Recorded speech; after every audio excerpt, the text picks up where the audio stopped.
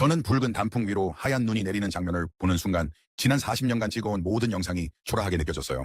설악산의 가을과 겨울이 한 화면에 담긴 그날, 나의 손은 떨렸고 모니터를 보던 스태프들은 숨을 멈췄습니다. 세계적인 거장을 침묵하게 만든 그 압도적인 순간은 무엇이었을까요? 세계 폭발이라 불린 그 장면 속에는 한국인조차 몰랐던 이 땅의 비밀이 숨어 있었습니다.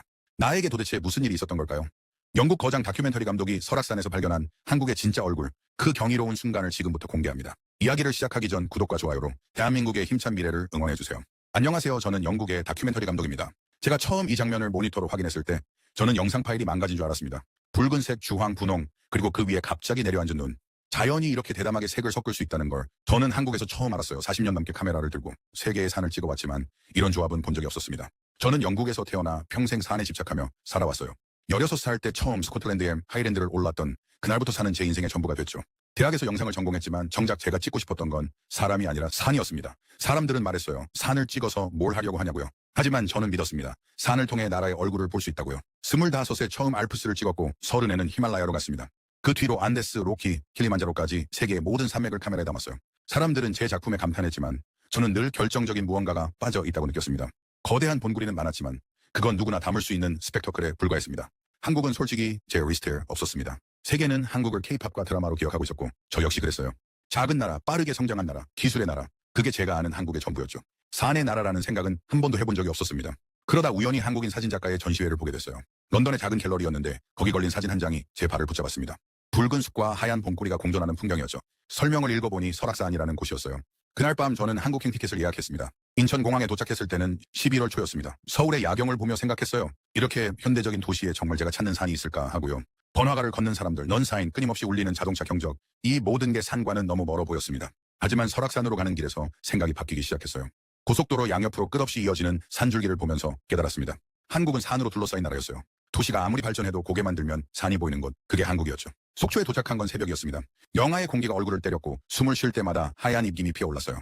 주차장에는 벌써 수십 명의 사람들이 모여 있었습니다. 새벽 5시인데도 말이죠. 등산 스틱을 챙기고 배낭을 메는 그들의 모습을 보며 저는 놀랐어요. 한 할아버지께 물었습니다. 이렇게 이른 시간에 왜 오시냐고요? 그분은 웃으며 말했어요. 사는 새벽에 가야 제맛이라고. 해 뜨기 전에 공기가 가장 좋다고요. 그 순간 알았습니다. 한국인들에게 산은 그냥 풍경이 아니라 삶의 일부라는 걸요. 첫 발을 내디뎠을 때 저는 숨이 멎을 뻔했습니다. 붉은 단풍이 숲 전체를 뒤덮고 있었어요. 영국의 가을은 조용합니다. 나무잎이 노랗게 물들고 천천히 떨어지죠.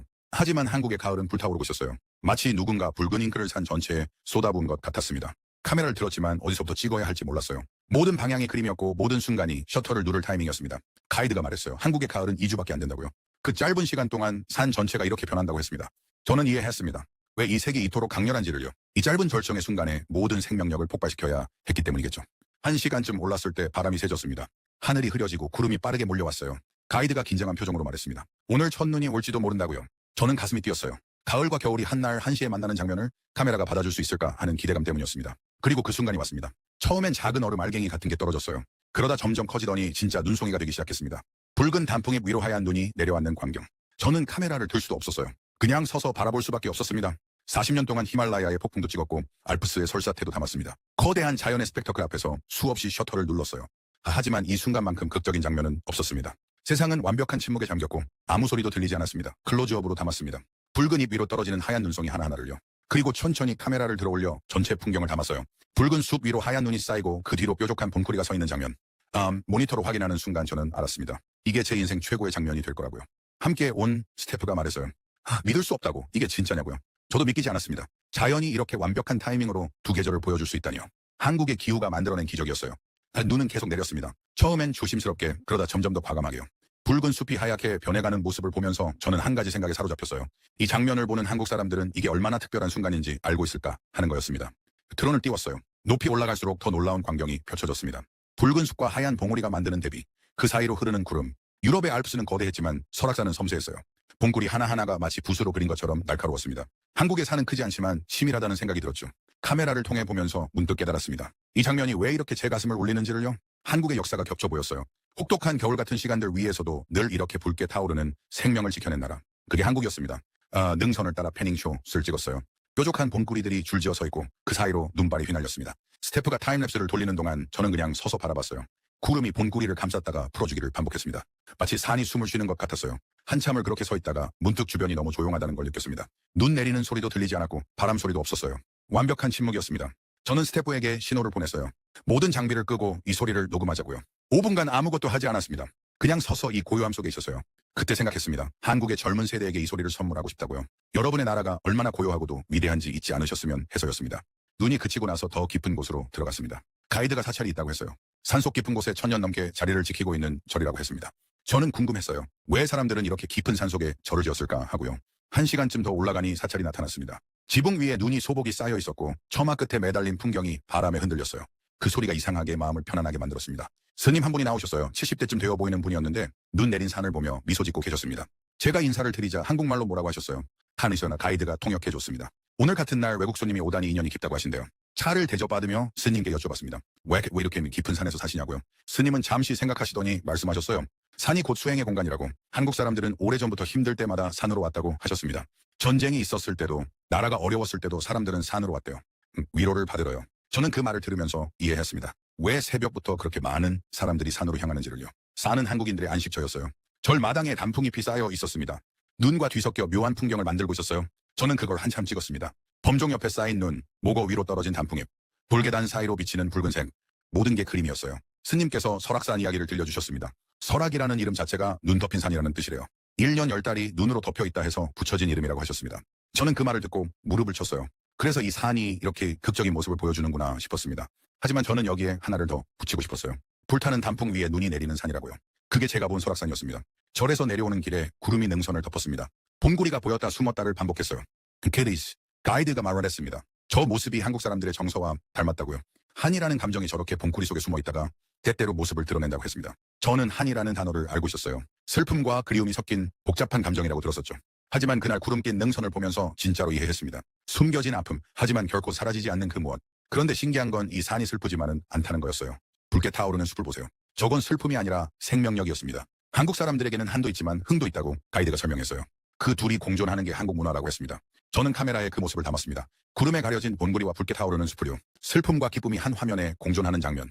그게 바로 한국이었어요. 오후가 되자 등산객들을 더 많이 만났습니다. 70대 할머니 한 분이 스틱을 짚고 천천히 올라오고 계셨어요. 저는 놀라서 여쭤봤습니다. 이 나이에 이렇게 높은 곳까지 오시냐고요. 할머니는 웃으며 대답하셨습니다. 여기가 내 병원이고 교회고 놀이터라고요. 일주일에 3번은 꼭 산에 온다고 하셨어요.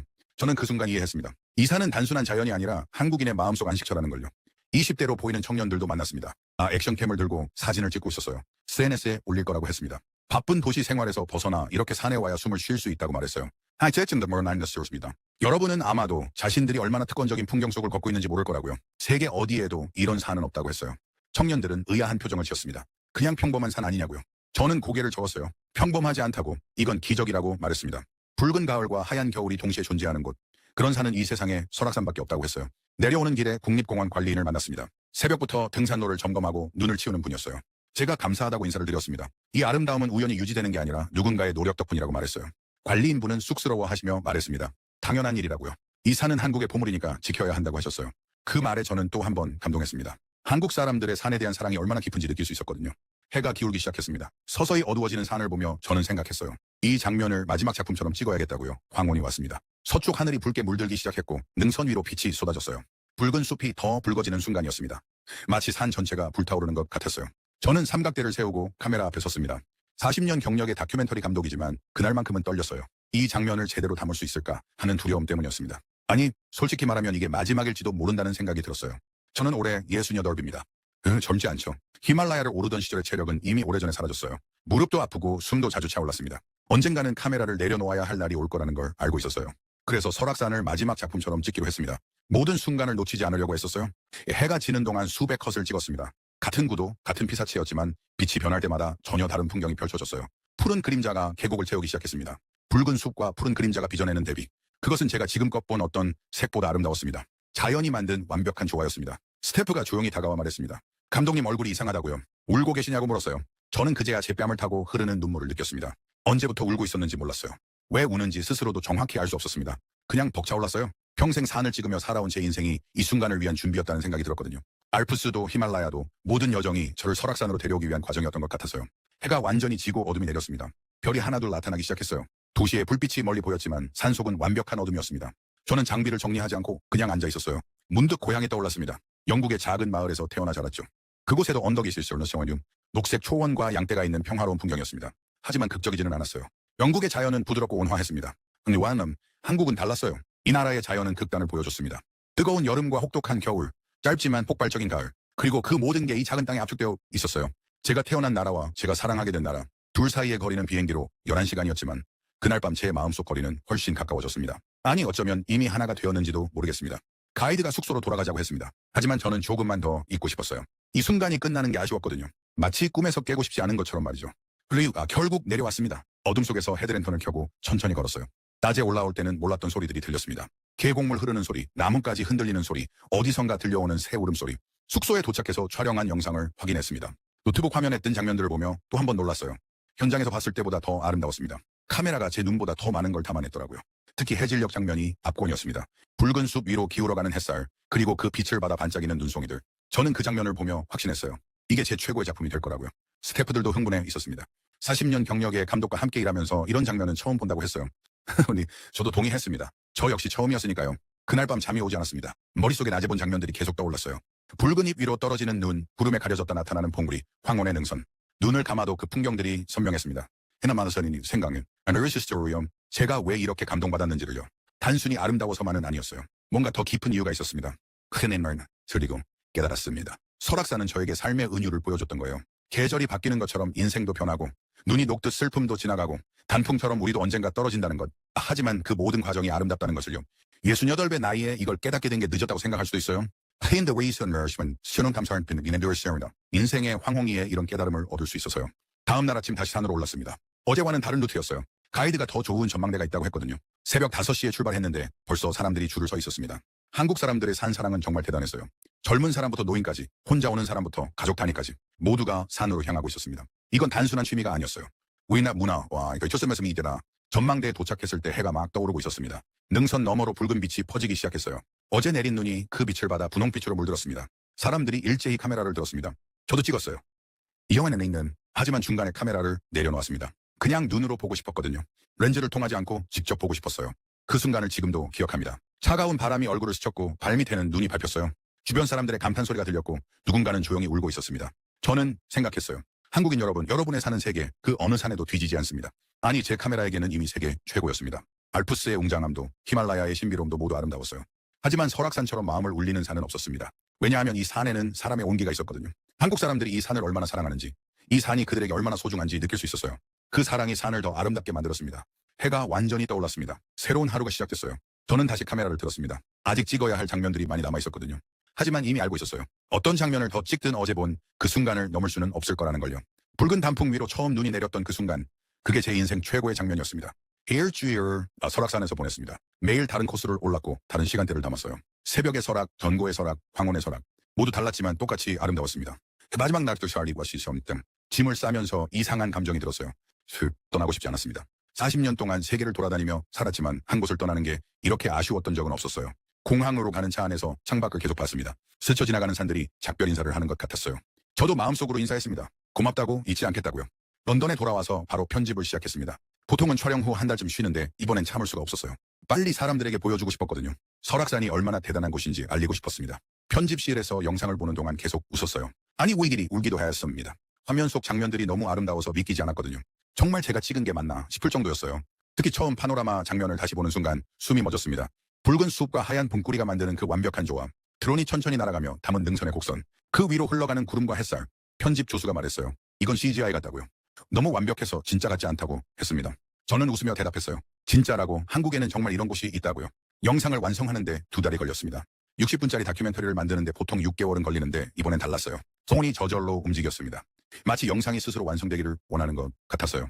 첫 상영회를 가졌습니다. 런던의 작은 극장에서였는데 200명 정도가 왔어요. 대부분 제 오랜 팬들이었습니다. 저를 믿고 온 사람들이었죠. 불이 꺼지고 영상이 시작됐습니다. 첫 장면이 나가는 순간부터 극장이 조용해졌어요. 숨소리조차 들리지 않았습니다. 60분 내내 아무도 움직이지 않았어요. 영상이 끝나고 불이 켜졌을 때 사람들은 박수를 쳤습니다. 기립박수였어요. 이에요. 어떤 분은 울고 계셨고 어떤 분은 넋을 잃은 표정이었습니다. 한 관객이 다가와서 말했어요. 10년 팬이었는데 이게 최고의 작품이라고요. 질문 시간에 한 사람이 물었습니다. 왜 한국이냐고요. 세계 유명한 산이 그렇게 많은데 왜 작은 나라의 산을 찍었냐고 물었어요. 저는 잠시 생각하다가 대답했습니다. 크기가 중요한 게 아니라고요. 히말라야는 거대하지만 설악산은 완벽하다고 말했어요. 그리고 무엇보다 이 산에는 사람의 이야기가 있다고 했습니다. 영상을 유튜브에도 올렸습니다. 한국 사람들이 봤으면 좋겠다는 생각에서였어요. 영어로 만든 영상이었지만 한국어 자막을 달았습니다. 전문 번역가를 고용해서 제 마음이 정확히 전달되도록 했어요. 업로드하고 일주일 만에 조회수가 100만을 넘었습니다. 그 댓글이 쏟아졌어요. 대부분 한국 사람들의 댓글이었습니다. 어떤 분은 이렇게 썼더라고요. 한국인이지만 우리나라가 이렇게 아름다운 줄 몰랐다고요. 매일 보는 산이었는데 외국인의 눈으로 보니 새롭다고 했습니다. 또 어떤 분은 울었다고 당신이서요. 바쁘게 살면서 잊고 있던 것들을 떠올렸다고요. 이번 주말에 가족과 함께 산에 가겠다고 했습니다. 젊은 분들의 댓글도 많았어요. 게임하고 넷플릭스 보느라 바빴는데 이 영상을 보고 처음 등산을 가봤다고요. 생각보다 좋았다고 다시 가고 싶다고 했습니다. 그 댓글들을 읽으면서 저는 행복했어요. 제가 만든 영상이 사람들의 마음을 움직였다는 게 기뻤습니다. 특히 한국 젊은이들이 자기 나라의 아름다움을 다시 발견했다는 게 뿌듯했어요. 한 달 후 조회수가 500만을 넘었습니다. 한국 뉴스에도 나갔다고 하더라고요. 영국 감독이 찍은 설악산 영상이 화제라고요. 저는 웃었습니다. 화제가 되려고 만든 건 아니었지만 기분은 좋았어요. 한국 방송사에서 연락이 왔습니다. 인터뷰를 하고 싶다고요. 화상으로 인터뷰를 했는데 기자분이 물었어요. 다음엔 한국에 어디를 찍을 거냐고요. 저는 대답했습니다. 한라산을 가보고 싶다고요. 그리고 지리산, 북한산도요. 봄에는 벚꽃을, 여름에는 바다를, 겨울에는 눈 덮인 산을 찍고 싶다고 했어요. 한국의 사계절을 모두 담고 싶다고 말했습니다. 기자분이 웃으며 말했어요. 한국 사람보다 한국을 더 사랑하시는 것 같다고요. 저는 고개를 저었습니다. 사랑하는 게 아니라 존경한다고. 이렇게 아름다운 나라를 지켜온 한국 사람들을 존경한다고 말했어요. 지금 이 순간에도 설악산에는 눈이 내리고 있을 겁니다. 단풍은 이미 다 떨어졌겠지만 새로운 계절이 준비되고 있을 거예요. 봄이 오면 새싹이 돋고 여름이 오면 녹음이 우거지고 다시 가을이 오면 붉게 타오르겠죠. 그 모든 순간이 아름다울 겁니다. 제가 본 가을과 첫눈만큼이나요. 하지만 제가 그 모든 계절을 다 볼 수는 없어요. 68배 몸으로 매 계절 한국을 오갈 수는 없으니까요. 그래서 부탁드립니다. 한국에 사시는 여러분이 대신 봐주세요. 계절이 바뀔 때마다 여러분의 산을 찾아가 주세요. 그리고 그 아름다움을 잊지 말아주세요. 여러분은 너무 바쁘게 살고 계시죠.